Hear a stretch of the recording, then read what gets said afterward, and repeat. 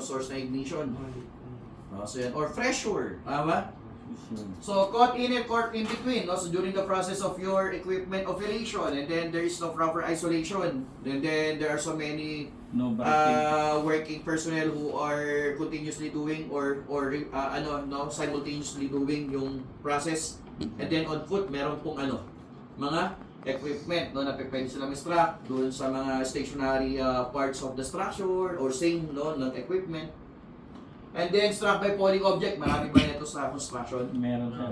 So yan, marami yan. So may mga papel po ba nahuhulog sa construction? Wala. Ballpen. Ano yung possible na mahulog sa construction? Debris like what? Anilyo. Tama? Semento. No? So semento siguro pagka sinadya, mahulog yun. Precast. Yan. So lalo pa if you fail to check yung kanilang mga lifting point, hollow blocks. Yan. So yung mga rebar, aluma. During the process of your stripping.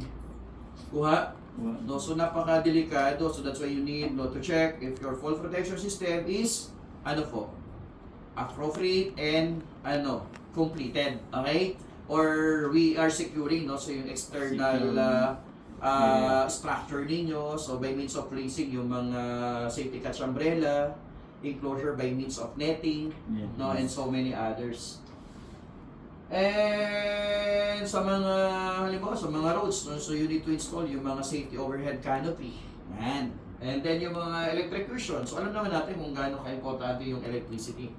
And one of the hazard is electricity. So that's why you need to always check and verify the conditions of your temporary supplies, especially those cords na ginagamit, yung mga panels, and be strict in terms of the qualifications doon sa